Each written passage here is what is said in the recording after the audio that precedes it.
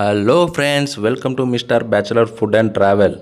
రీసెంట్గా ఒక marriage event అయితే ఉంటే హైదరాబాద్ వెళ్ళాము మా రిలేషన్స్లో. అయితే మ్యారేజ్ అయిపోయిన తర్వాత 5వ రోజు పుస్తకుచ్చే కార్యక్రమం అయితే ఉంటుంది కదా.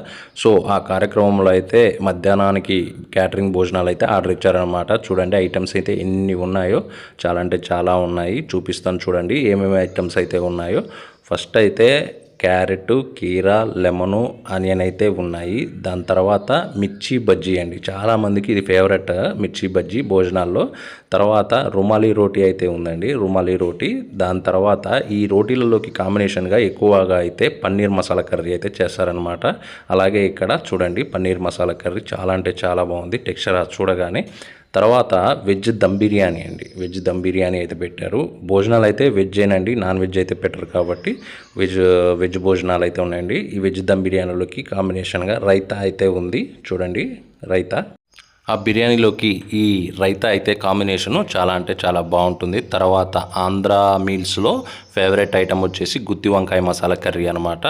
చూడండి ఎంత బాగుందో చూడటానికి. తర్వాత ఇంకా వచ్చేసి రెగ్యులర్గా వైట్ రైస్ తర్వాత అందులోకి కాంబినేషన్గా అయితే ఆకుకూర పప్పు అయితే ఉందన్నమాట. కాకపోతే ఇందులో కొంచెం వాటర్ ఎక్కువైనట్టుంది. తర్వాత ఇంకా సాంబార్ అనమాట. నెక్స్ట్ సాంబార్ కూడా చూడటానికి చాలా బాగుంది. ములక్కాయ చూడండి ఎంత బారుగా ఉందో, సాంబార్ అనమాట. తర్వాత అందులోకి వడియాలు, అలాగే పెరుగు, లాస్ట్కి స్వీట్ అనమాట.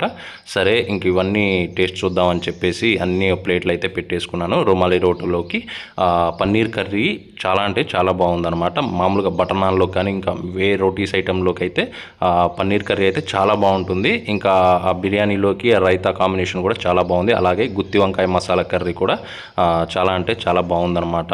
అందులోకి ఇంకా తర్వాత కొద్దిగా వైట్ రైస్ అయితే పెట్టించుకున్నాను. వైట్ రైస్లోకి పప్పు అయితే వేపించుకున్నాను. ఇంకా అన్నీ టేస్ట్ చేయాలి కాబట్టి పప్పు అయితే వేపించుకొని, అలాగే అందులోకి కొద్దిగా వడియాలు అయితే వేయించుకొని పప్పు కాంబినేషన్లో అయితే మొత్తం తినేశాను.